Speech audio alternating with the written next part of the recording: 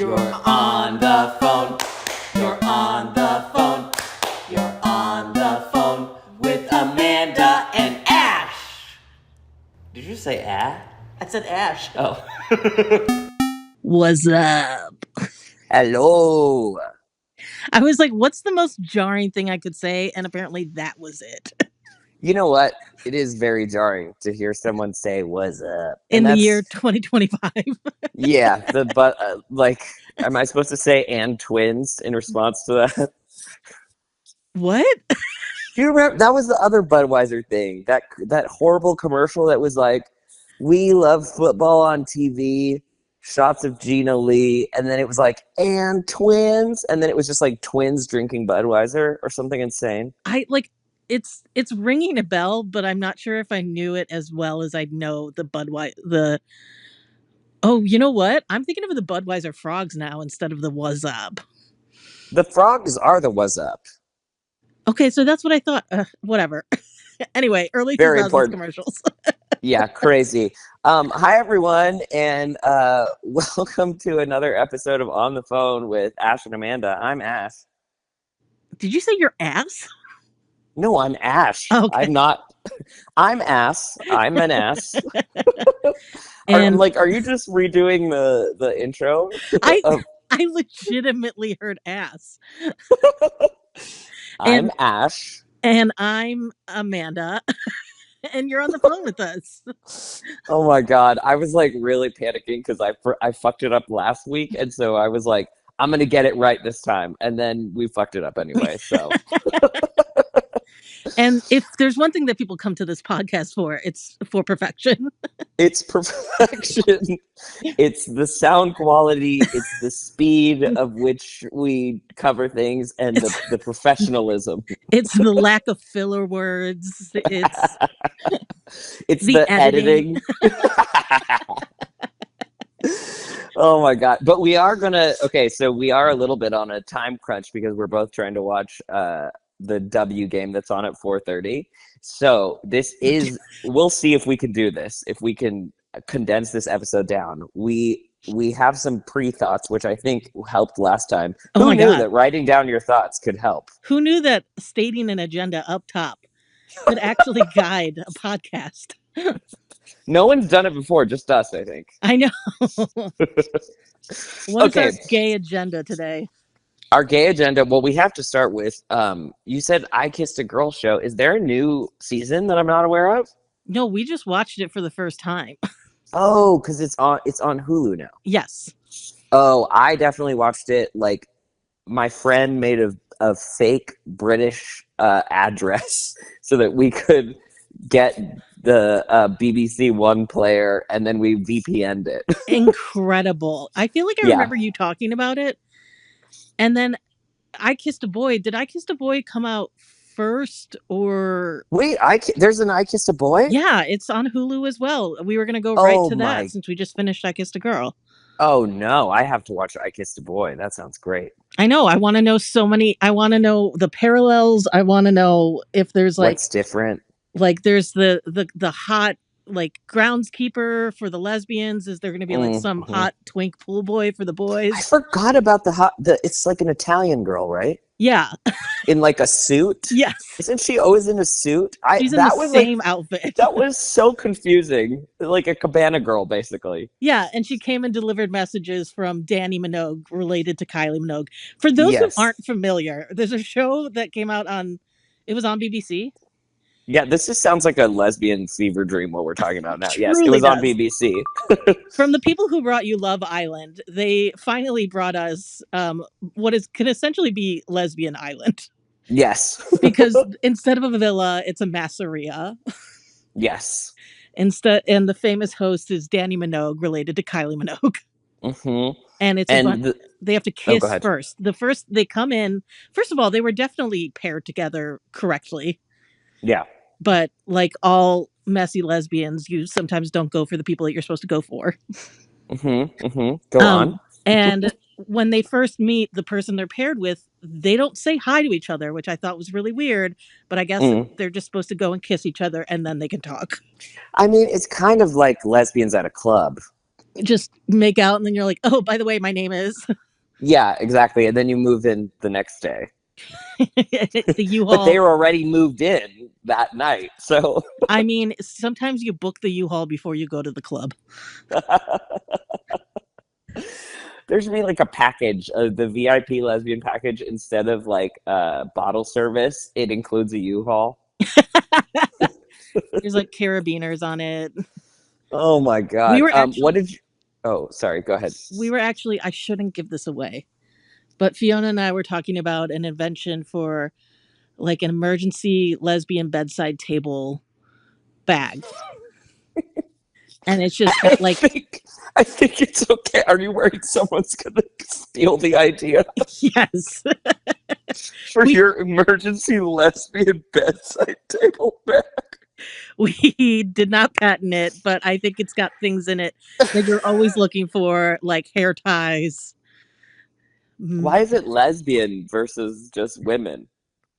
Oh, it could be. I don't know, because we're lesbians, so we were thinking about things that lesbians use. That's Just a come good to my point. house. There's fucking hair ties all over the place.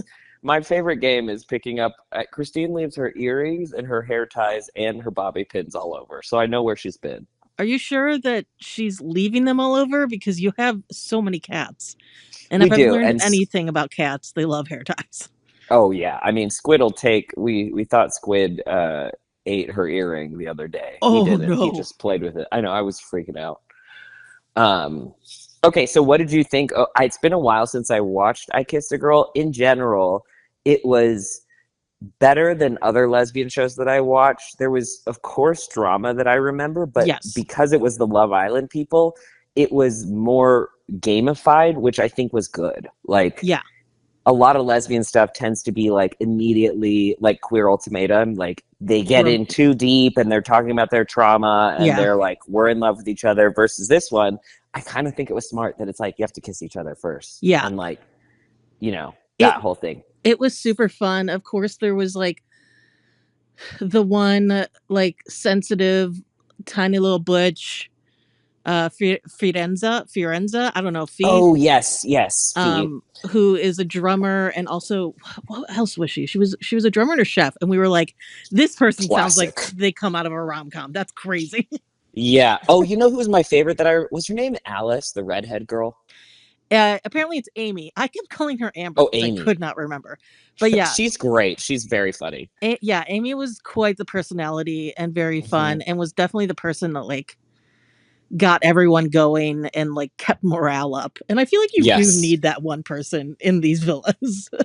You definitely do, and it's the same thing in The Bachelor. Like in the early days of The Bachelor, my favorite contestant on The Bachelor was always the girl who was probably a lesbian and not that into The Bachelor, and would just befriend all the girls and like narrate to the cameras like what was going on. There was always Yeah. like a funny girl who afterward, when they would show the clips, The Bachelor was like, I wish I had gotten to know her better. And it's like, dude, she didn't want to get to know you. She wanted Yeah. to get to know the 24 other girls.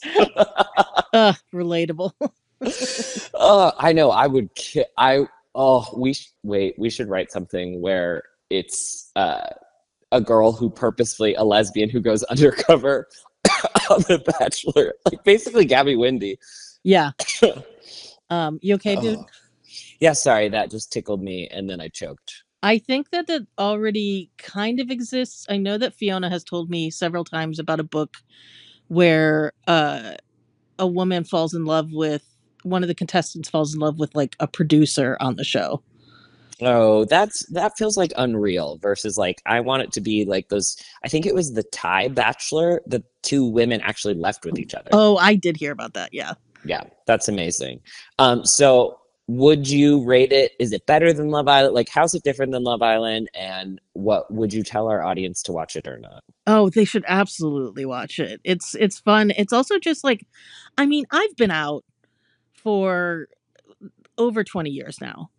Oh, I But thought you were like, I thought you were talking like out and about. I was no, no, like, no. okay. I've been out as a queer person for over 20 years now.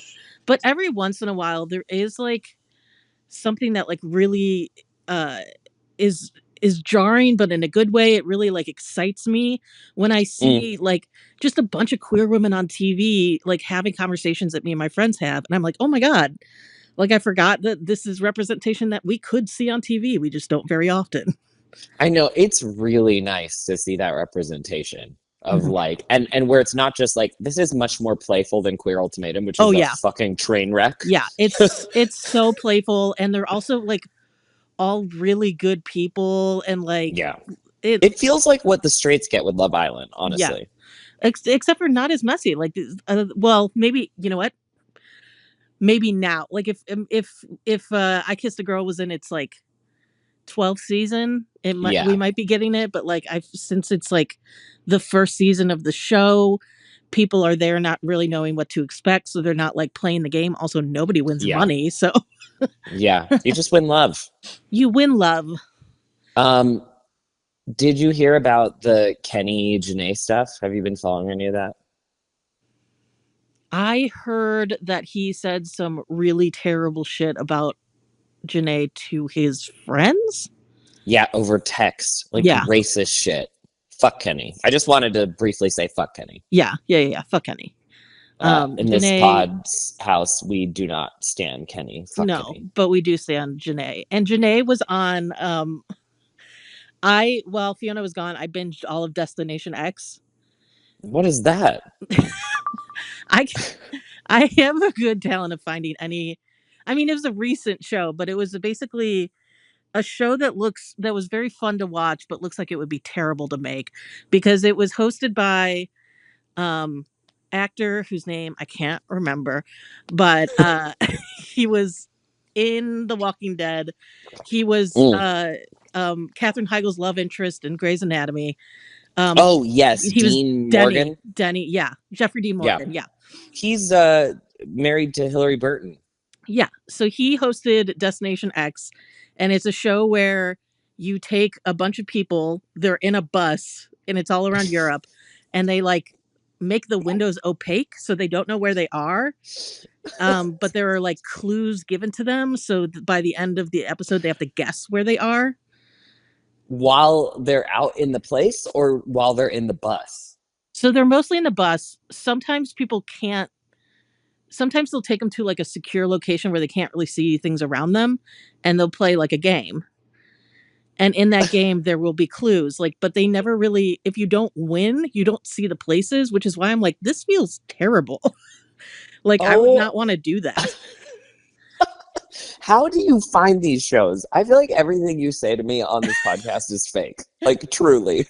I find them by just browsing a lot of streaming services. But anyway, the reason I brought it up was because by the third episode, they had voted two people off, and they brought Pete the pilot and Janae on as new like contestants. Oh, fun. Yeah, and I learned that Janae is an army brat, so she was like very useful Oh. in this game of like she's been around Europe, so she could pick up on clues.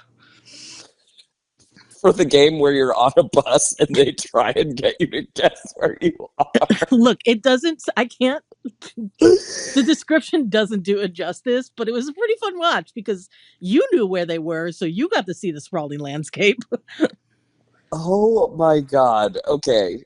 It's like the opposite of Amazing Race, where the contestants get to go everywhere. But technically, they are in these places. It They're is just in this bus. very much NBC's answer to The Amazing Race. Is it? Their Like, attempt, is I it? should say. Oh my God. Okay. Anyway, Well, that's Janae enough of that. is great. Okay. What else is Next on the gay agenda? on my agenda, since we're talking about shows, I would like to say that Great British Bake Off is about to start again soon, and thank God it couldn't be here soon enough, in my opinion. I do appreciate. They film it during the summer, doesn't it? Air during the summer. I think so. No, well, now it airs at the same time because of this Netflix deal. We get to see it at the same time, I think, that the UK does. Oh, okay. Because it feels like such a, it's a wholesome and it feels like a fall show. It is a fall show. But I feel like every time they talk about like they're filming, they're always like, it's so hot in here.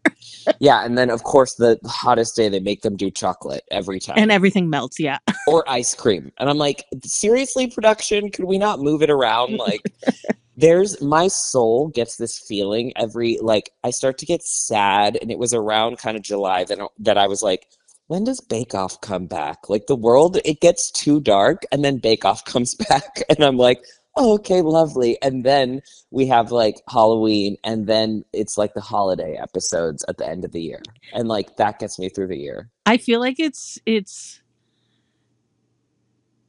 Did you ever see the movie Empire Records? Is that with John Cusack, or No, am I thinking that's of something you're else? thinking of High Fidelity. Oh yeah. Empire Records had Liv Tyler in it. Oh no, I haven't seen it. Okay, it they like make up a fake musician in it who's coming to the store, the record store, and they're like, it's Rex Manning Day, it's Rex Manning Day, and that's what it makes me Mm. think of for you. You're like, it's Bake Off Day, it's It's Bake Off. Bake Off Day. You're like, Oh, and as soon as they do their cheesy little like intro with Noel and Prue and Paul, it's so good. you're just like, you have a giant bell and a news cap, and you're running through Hollywood shouting, it's Bake Off Day. Yeah, like literally, I'm gonna get newspapers printed so that I can run around the streets. Extra, extra, read all about it. Extra, extra! This season on, I think they always start with cakes, I believe, because it's like the easiest thing. Yeah, I feel like for some reason it sticks in my mind that like week 3 or something is like bread week. Separates the people. It's so funny too because at the beginning you're like, oh, so many people. I'm kind of like, I mean, I love every second of it, but I'm always like, all right, let's get these bad people out. Like when there's like the first 6 episodes when the same people are in the bottom, I'm like, cut multiple people, but it's not cutthroat like that. I Like, heard that this is going to be a very queer season, actually. oh, I saw that too. That it's like the gayest season, which by the way, that can't be true. I feel like it's just been the most openly gay I was season. going to say Everyone's fucking gay on Bake Off. there's some definitely some queer characters on there. Yeah, I saw that, and that like there's like a drag king, but I assume that this person is not dressing up in drag to. I know, I saw that too, and I was like, okay, interesting. But I'm like, I'm all for it. I love, oh God, I love Bake Off so much. I'm already thinking of like my favorite characters from before, and then I love when they come back for the holiday episode. It's just, it's both the lowest stakes and the highest stakes, and it's the most like, I'm gonna dare to say that it's the most like, edifying of humanity. Like the best of humanity comes out in Bake Off. Yeah, because they like help each other out when they're done. They help each other. They're British. They're silly. It's like they're the in between cut to shots are of like lambs and like chickens in a garden, and like all the stakes are just about like are they, and it's all whispered, and there's a beautiful soundtrack. I mean, there's just nothing more soothing to my nervous system than Bake Off. We should do no, we shouldn't do that, but we should do. I was gonna say that we should do. There was a point where when Fiona and I first started dating, this was around the time that the new season of Bake Off had dropped, Mm. and we were talking about doing our own, trying to do a technical bake, like on our own. That's funny. That's Um, funny. I mean, we would lose. Like Christine's a really good baker, so I would lose for sure. I was gonna say we should just decorate cookies. Oh well, that I'll do. That's not like Bake Off at all, though. While watching Bake Off.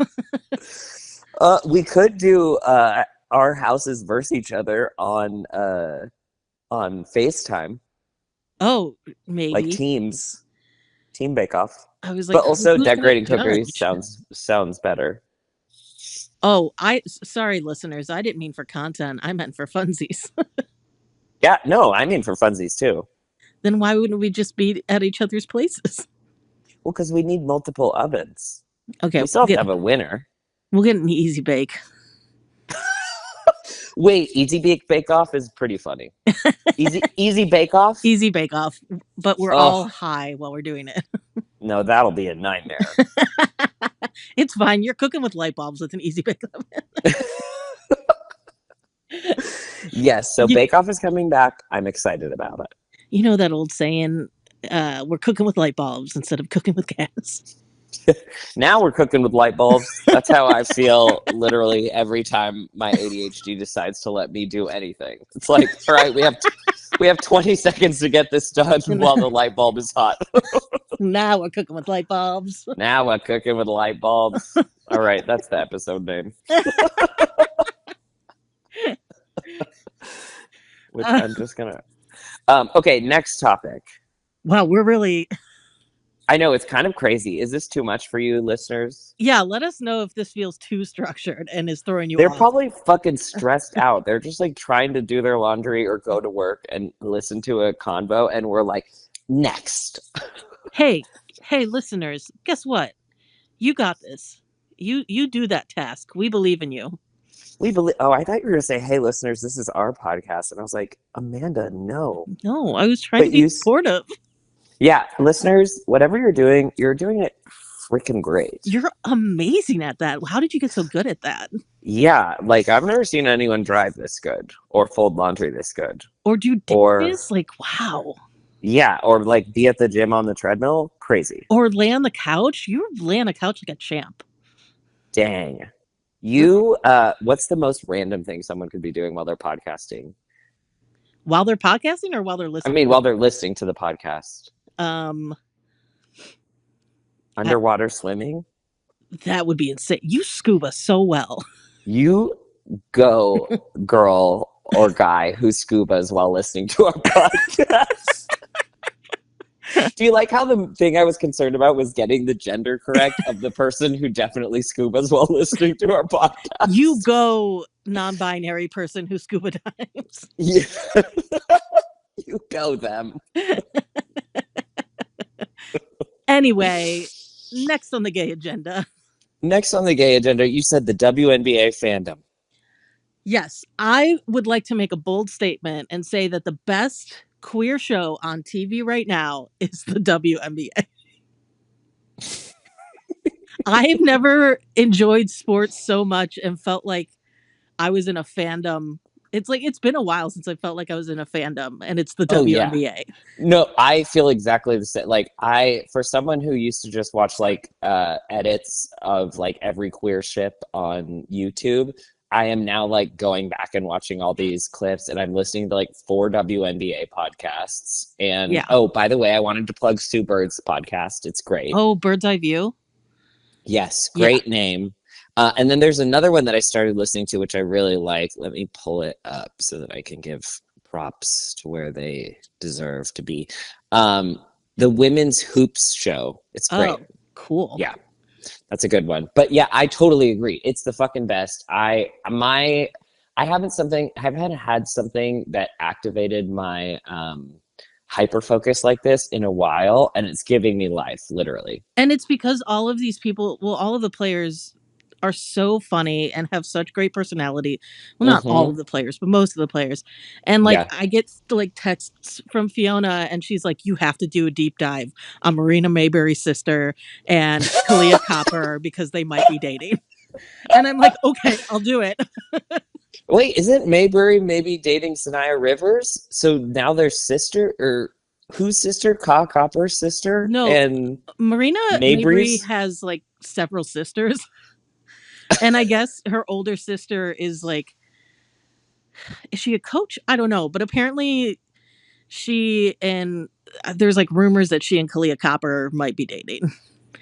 Oh, amazing. So you guys always know the dating news, which I love. Yeah. We're like up on the queer, who's doing queer stuff. Our house is just very Kelsey Plum focused. That's fair. Yeah, that's Christine's hall pass is Kelsey Plum. I got her a magnet. For our anniversary, I got her a magnet of Kelsey Plum. You're like, for our anniversary, I got her one night in a hotel room with Kelsey Plum. With Kelsey Plum.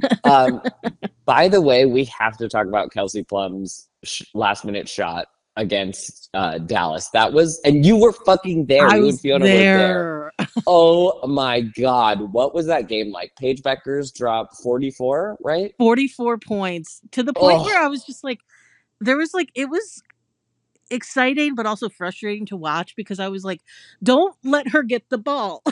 Yeah, no, I mean, You that's can't clearly why Kelsey Plum after was like, we need to need play to play some some fucking fucking defense. defense. Yeah. Yeah. That was an incredible moment. On Hello Kitty night, by the Yeah. way. Yeah. And we had our Hello Kitty blankets. Don't worry.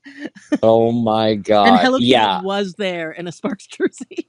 You know what's crazy? There's an alt universe where, because I guess the Sparks gave up our number one trade, which would have been Becker's, in order to get Plum. Oh. Yes, this is what I read on Reddit. You can have Fiona confirm this. She's probably listening, being like, "No, that's not right." Yeah, I don't Um, think that we ever had the number one pick.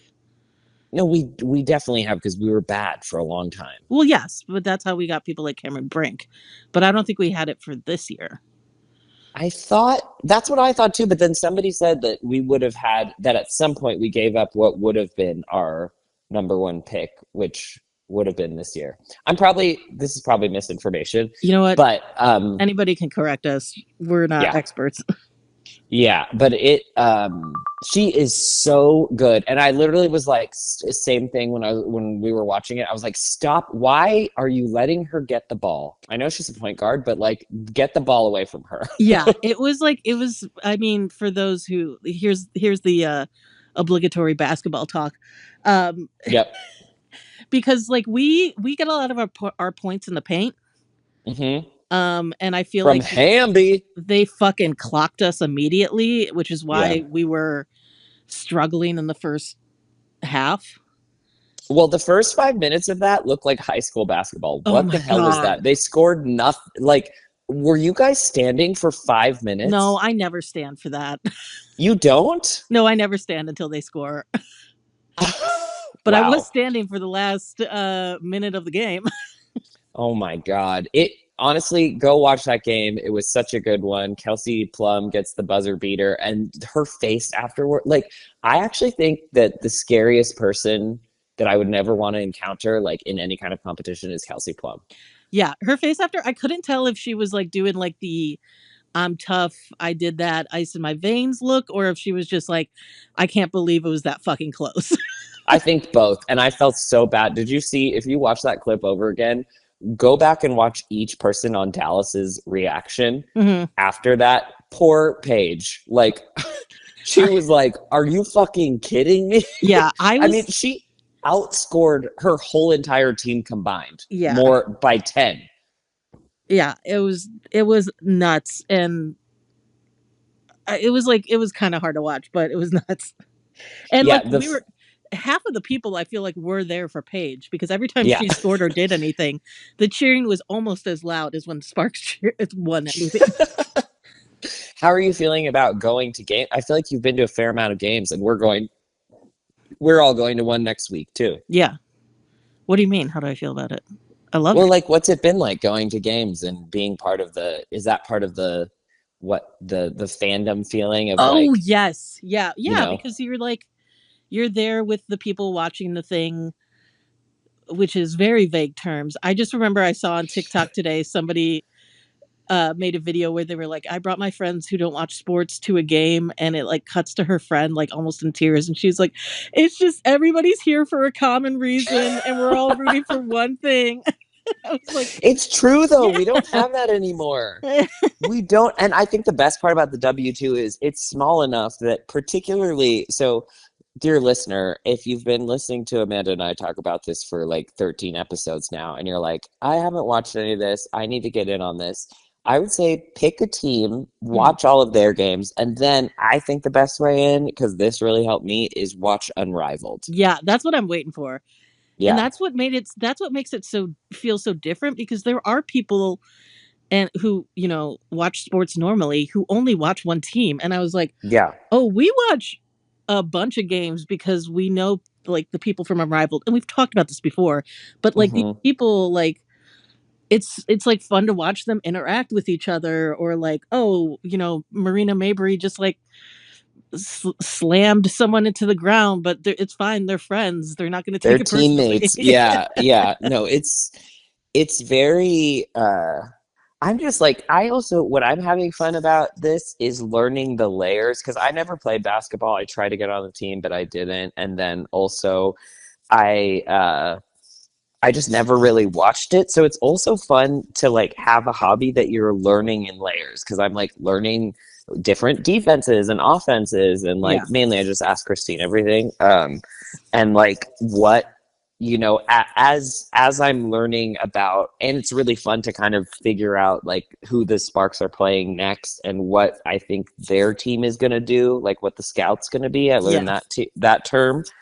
um but it's great. It's a little bit like it's getting very popular, and I feel like we're still in the golden era where, minus the like people throwing dicks on the court, but I think that's the beginning of like it's getting so popular that unfortunately like shitty cis dudes are getting involved now. Yeah. There are unfortunately, yeah.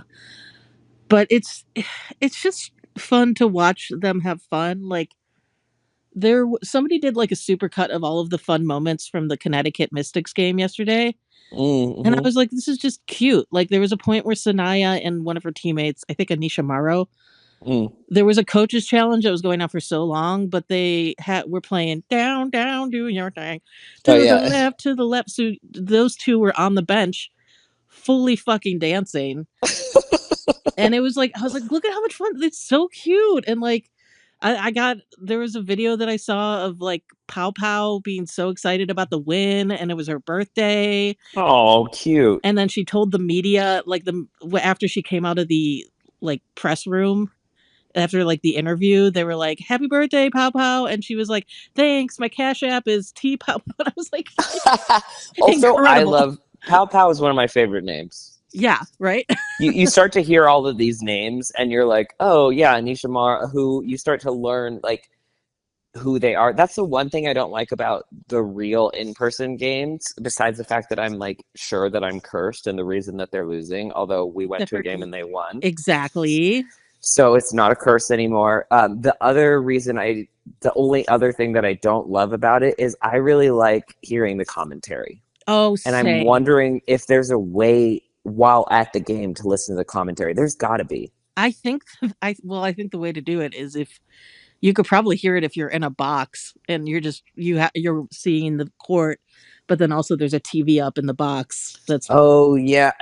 I bet you there's an app or there's like a radio station where they're broadcasting it live where we could listen to the commentary.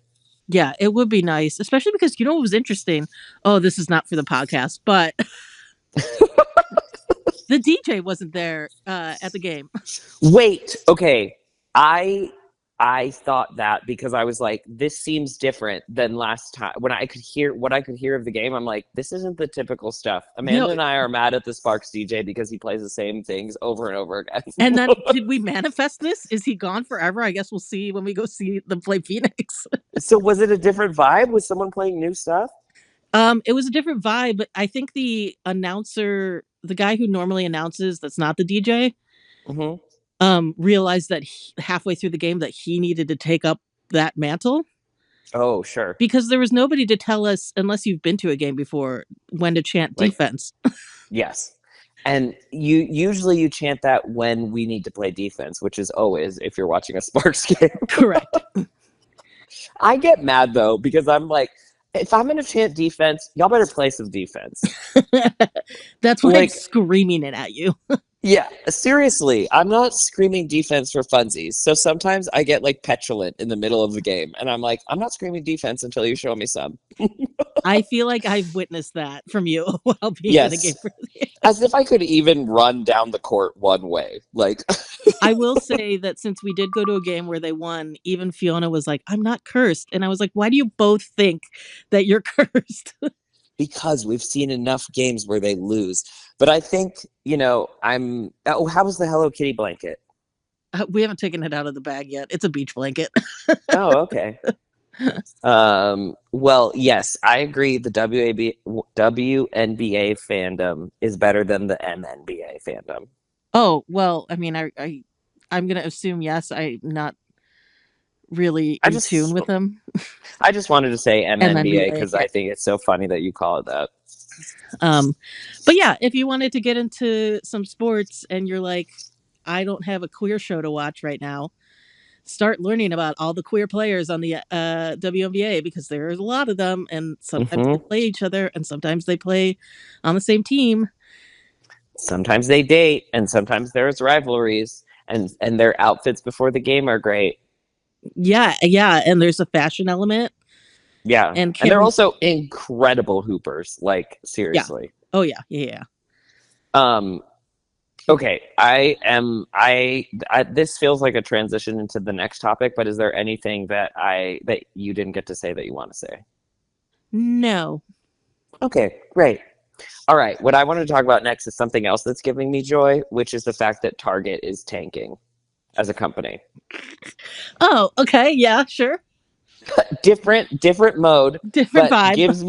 gives me just as much joy. Another one of my special interests has become looking up their like quarterly reports and seeing how many people aren't going to Target, which by the way, you shouldn't be going to Target because they immediately bent the knee to Trump and the DEI like dog whistle. Yeah. And because of it, a bunch of amazing like black activists have started a boycott, and Target lost, I think, half of its stock valuation, which is billions of dollars. And it's just so beautiful to know Didn't that we can do something.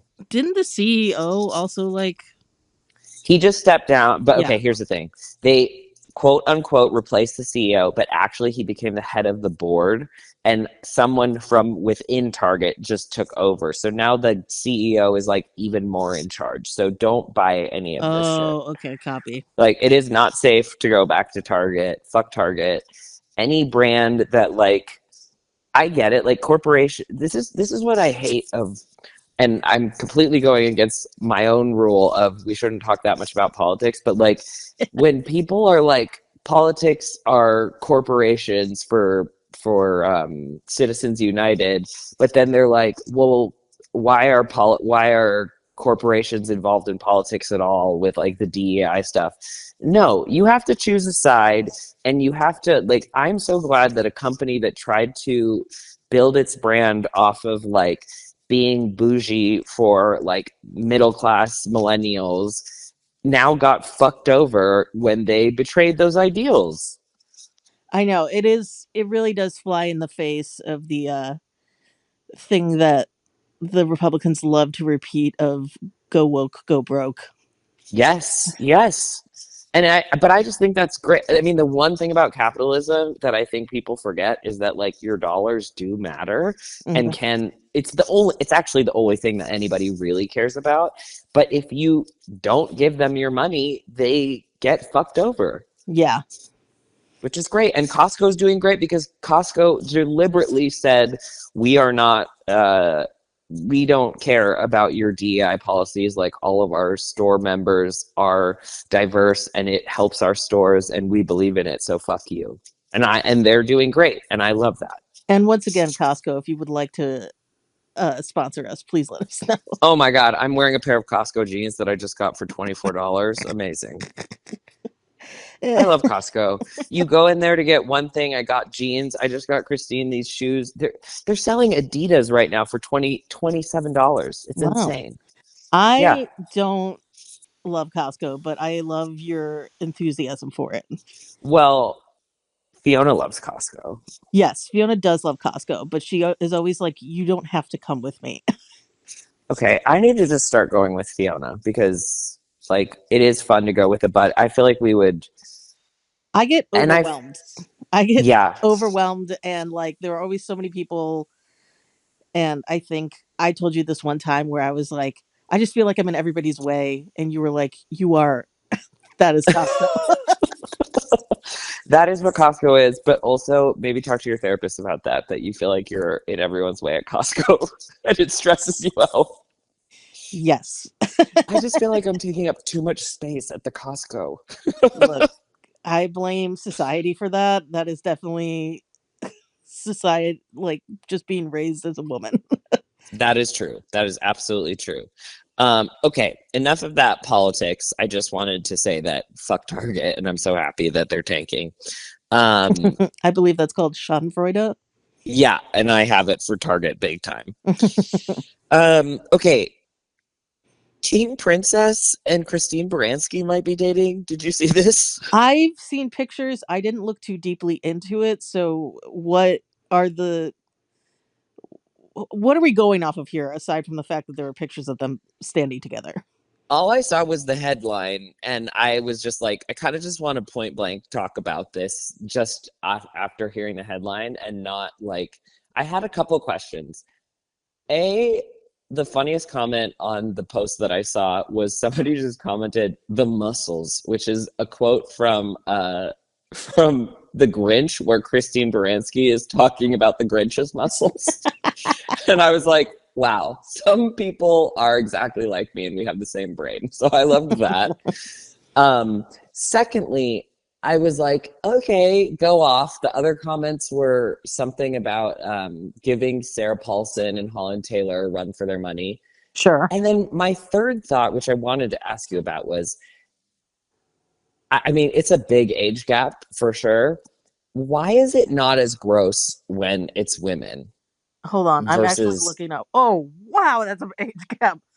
it's like 50 years, right? Or It's 40 years? King Princess is 26 and Christine Baranski is 73. Yeah, that's a big age gap.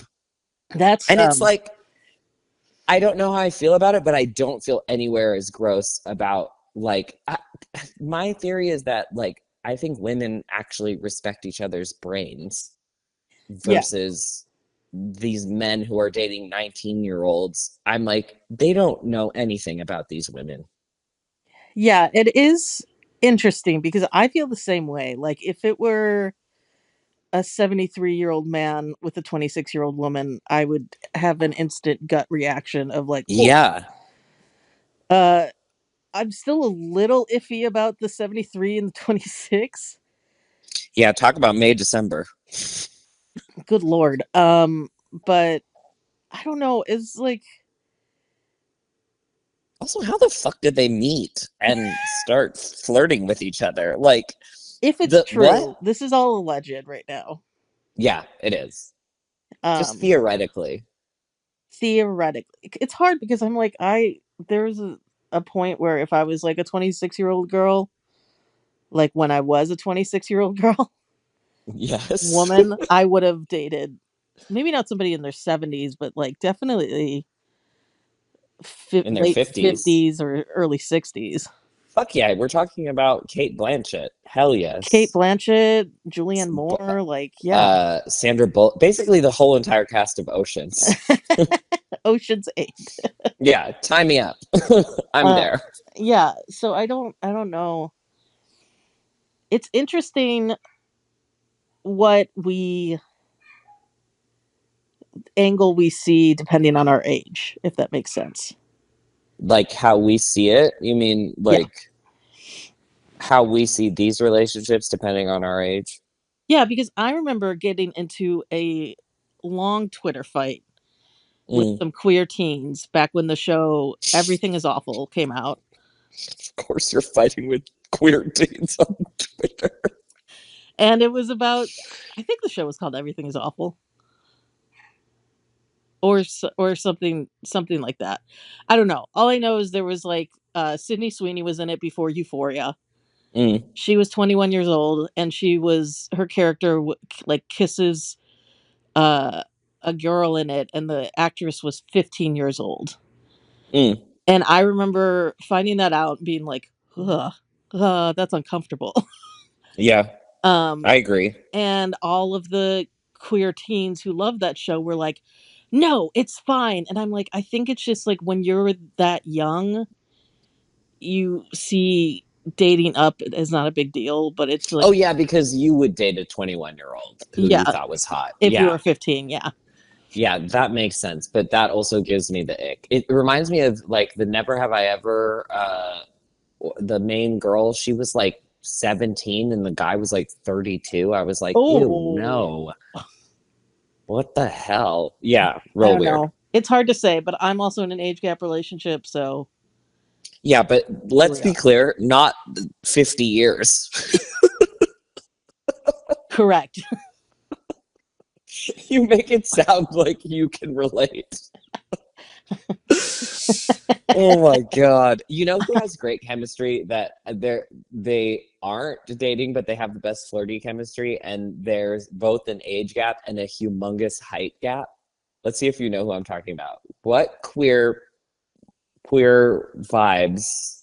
It's someone from it's a Netflix show that they were on together. I don't know because as soon as you said that, for some reason, my brain said Margaret Qualley and Aubrey Plaza, but I don't think that's who you're talking about. No, no, they are in that queer movie together. No, it's have you seen any of the clips of Jenna Ortega and Gwendolyn Christie? Oh, I haven't Have seen you? I haven't seen any clips, but I saw a picture of the two of them sitting next to each other, where people were like, "Jenna Ortega looks like her Labubu." Yes, that's incredible. I love that. They are really flirty with each other, and the top of the relationship, believe it or not, is Jenna Ortega.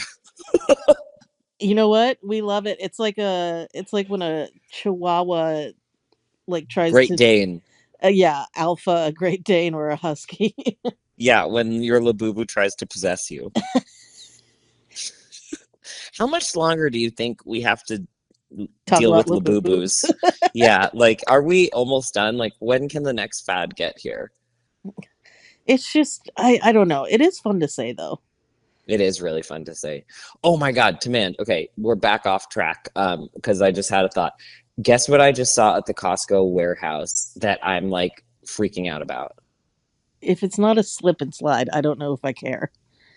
Yeah, trust me, you care. Okay. It's a big stack of Pokemon. Every once in a while, Costco gets these like super Pokemon card packs, and there I've been waiting. I don't want to buy like Pokemon cards just from regular places because they're crazy overpriced, but Costco has them like at cost, and I was like, that would be really fun. But they were all hidden in the back of this like warehouse area or of the like almost where you like go to get the electronics, because I guess then I went on Reddit to see what was going on with the Pokemon cards. They put them out too early, but they're not supposed to come out until next week. Interesting. I bet you the if I've learned anything from the show Superstore, it was probably the employees hiding them. Yes, yes.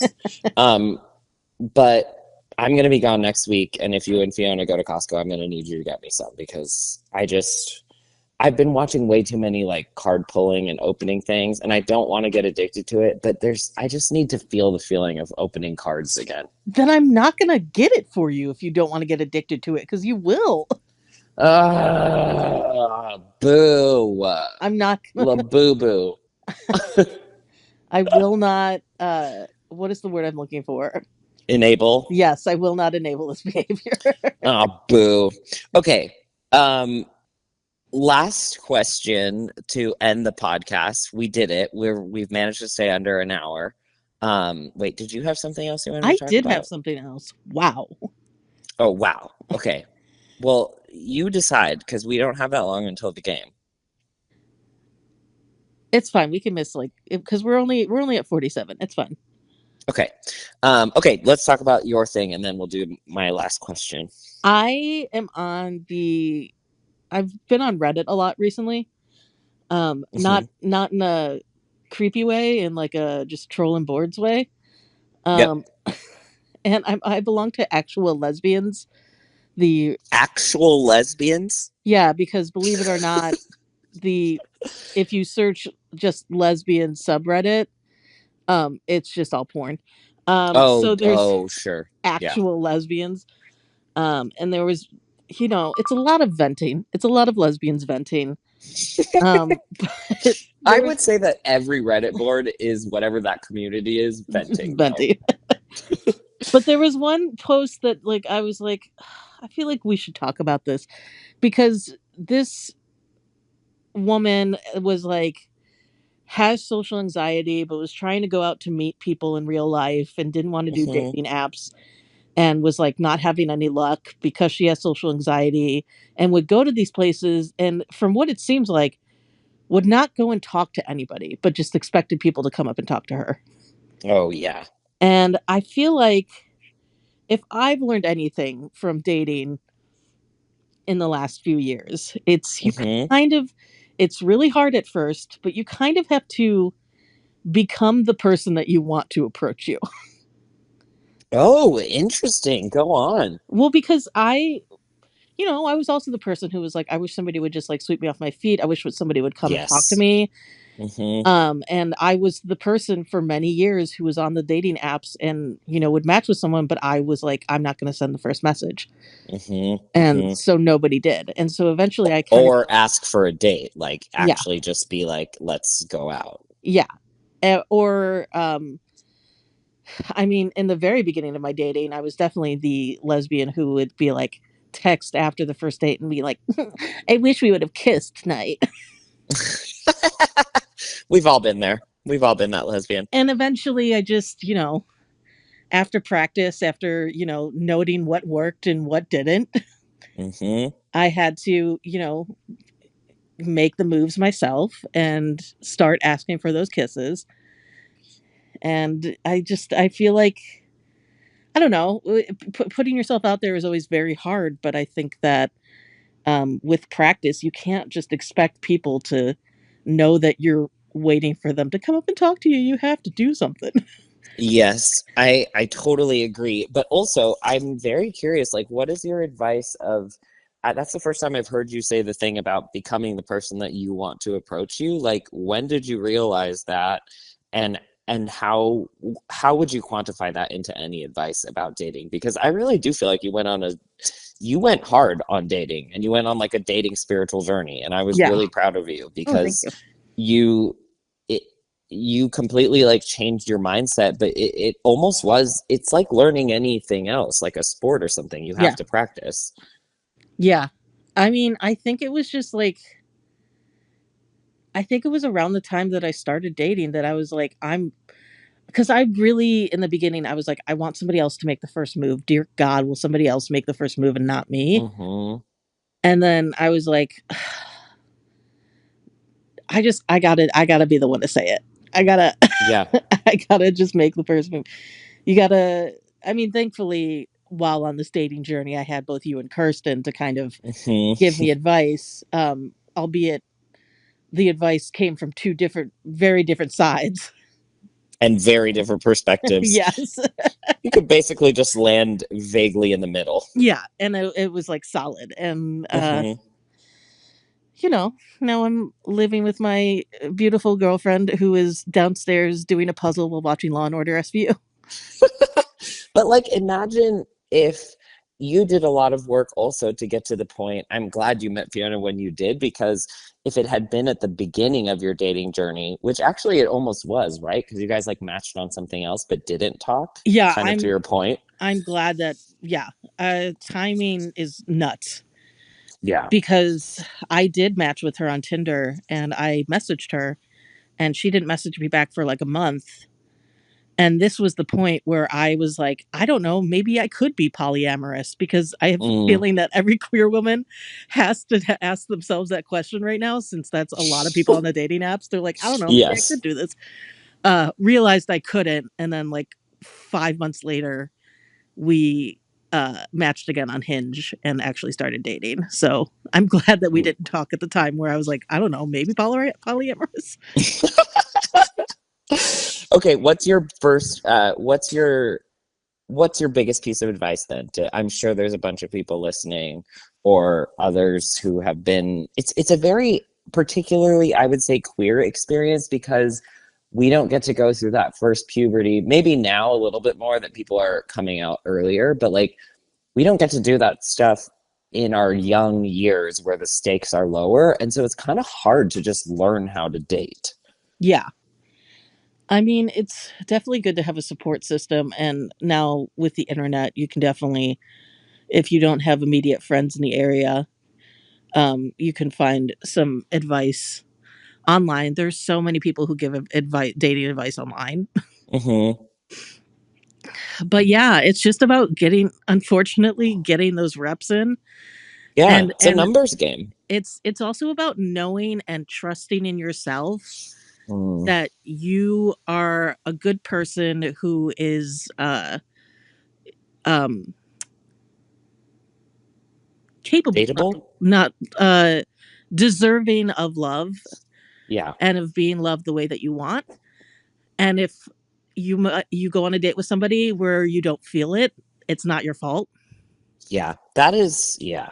That Like, is the biggest thing that like I think a lot of times in the beginning of dating, especially me and you who are big yearners, mhm. it was always like, oh, will I be good enough for this person to date me? Instead of like, no, I am inherently worthy of love and dating and all these things, but I'm just trying to find the person who is the right match for me versus trying to be what everyone else wants. Yeah, and I think that, and I'm so grateful that I went through the journey because I I was like the first girl or two that I was dating. I was ready to pigeonhole myself to fit into Mm-hmm. this person's life. Um, Yes. and like I was like, oh well, that's not really what I want, but I could make it work. Like no, Mm-hmm.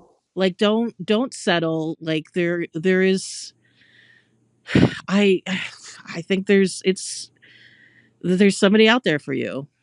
Mm-hmm. And Mm-hmm. it feels crazy to say and optimistic to say, but like the amount of shit that me and Fiona have in common is like unreal. Like it's like true. We Yeah. every night we're like, how the fuck did we meet each other? Yeah. I mean, the love of puppets to start.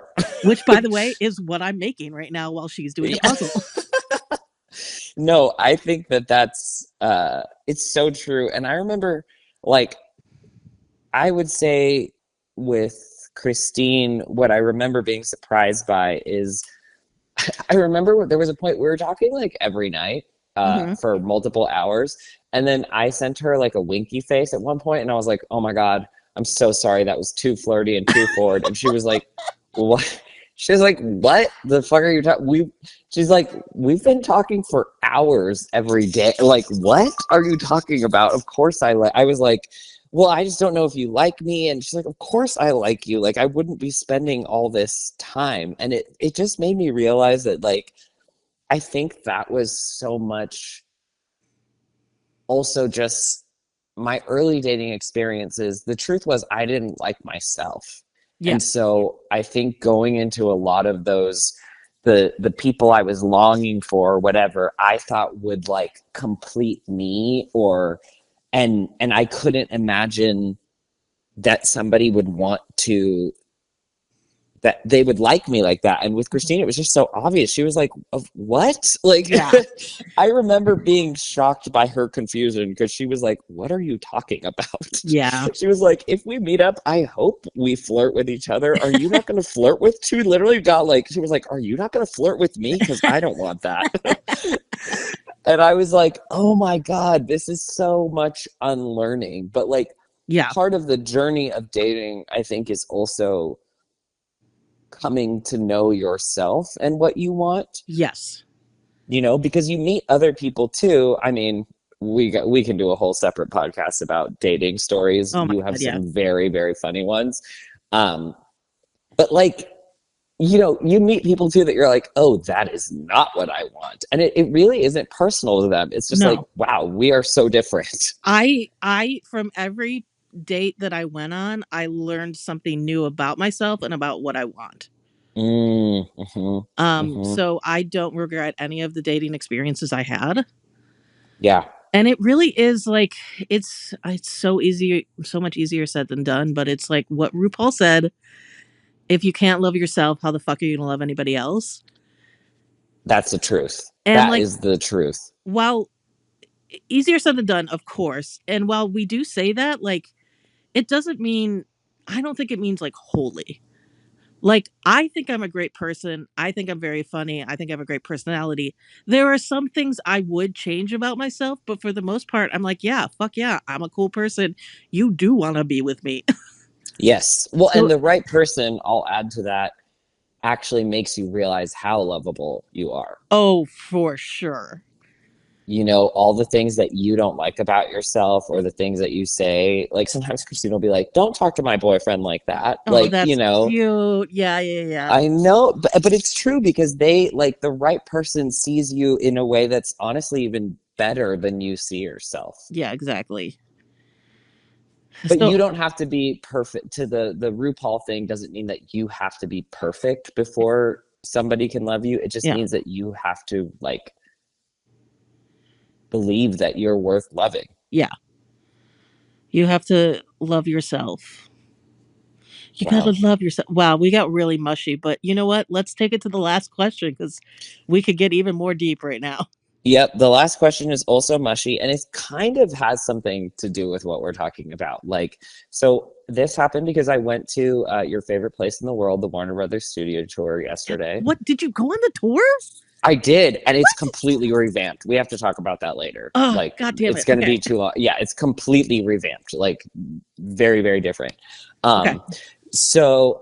But it made me realize, I went with Johnny from the Try Guys, and we were talking afterward about how crazy it is. Like, we're so used to so much of this stuff, but like how crazy it is to like our childhood self that we are even remotely a part of this industry, and that like, you know, basically we just kind of realized like, oh my God, this kind of thing would be crazy to my childhood self. And it made me think of like, what are other moments that your childhood self wouldn't believe that your adult self gets to do now? Honestly, I think it's something that I had already said earlier in the podcast, and it's that Mm. like before we hopped on this call and after we hop on this call, I'm gonna go back downstairs and make a puppet while my girlfriend does a puzzle and we watch Law and Order SVU. Like fucking cool. Like and Yeah. like I think that because for so many years of my life I was so focused on career that I don't know, I mean I would be excited, but I don't know how shocked I would be to become successful. Hmm. I think I'm more shocked at myself for having like I think my younger self would be very shocked that I like have like a girlfriend that I get to travel with and a cute and a cool dog and like, Mm. I live in California. Yeah. Yeah. Oh my God. Just that. Yeah. So That's a that's good one. mine. What about you? Is it just being in the industry or Well, I mean, being a man is a big Yeah. I was thinking too, I was like, what's mine? And it's like, I think my whole life, like, I can't believe the other thing is that also that my girlfriend is Christine Jones, who was my, who was the hot senior when I was in high school. That is awesome. Like that to me, when we were at the Sparks game, you said something about like, I think we were talking about Kelsey Plum, and you were like, imagine if like the girl from your high school, like became this like big person or became, and I was like, oh, you mean imagine if the hot high school basketball player became your girlfriend? Yeah, I can imagine that. And then you just high-fived yourself. Yes, I did. I really did. Oh my God. Like what I would pay for all the people from our like tiny K through 12 Christian school to know what they all thought when they saw that we were dating. Like amazing. Um but yeah, I think just the fact that I'm happy that I've worked in the industry, that I have made it, that I have 3 cats, like that I get to go on vacations. I was just, when I was younger, I remember being worried that my life would be so small. Like, Mhm. and I just felt like I would never get out because I went to this tiny school with 100 people that I'd known my whole life, and my parents were both immigrants, and so I felt like by the time they were my age, they had done so much. Like they had left their countries and you know started these new lives, and I just could not see how my life would be bigger. And I thought I was going to die a closeted lesbian. You know how I Yeah. thought people would find out I was a lesbian? I remember writing in one of my like poems that I wrote, I used she as the pronoun, and I was like, that's how they're going to know when they publish all these poems. Okay, Emily Dickinson.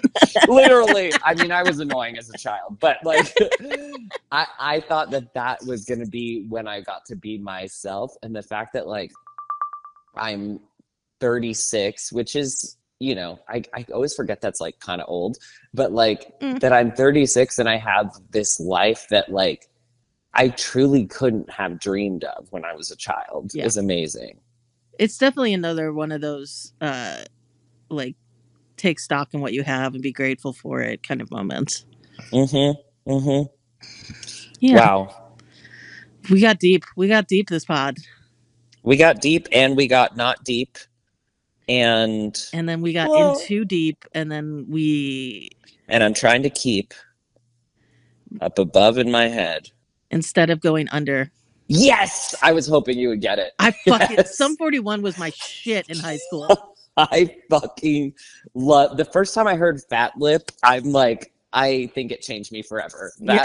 That da-na-na-da, da-na-na-da. Oh my god. Anyway, So thanks good. thanks for listening, everybody. Thanks for listening. Check out the WNBA, check out I Kissed a Girl, and check out your own life and how far you've come. Yeah. And be sure while you're checking all those things out that you subscribe to the podcast, leave a review, Mm-hmm. follow us on Instagram. Now that's what I call podcast. And also send us some questions. Or if you want to take us up on our offer to do a cameo kind of thing. Someone's going to do it one of these days. You pay us $10 and we will give you 20 seconds of airtime and we'll do whatever you want. Email us at now that's what I call podcast at gmail.com Yeah. for that offer. But yes, thank you guys for listening. It truly means so much to us. Our numbers are growing. If you have any suggestions of what we should call ourselves, like fan wise. yeah, I was gonna say phoners, but that's horrible. It sounds Oh like my god, no. boners. Yeah, it's horrible. Okay, great. So please help us come up with a name. It truly means so much to us that each of you chooses to listen to this. I cannot believe it. I know, me neither. And we'll see you next week. Okay, bye. Bye.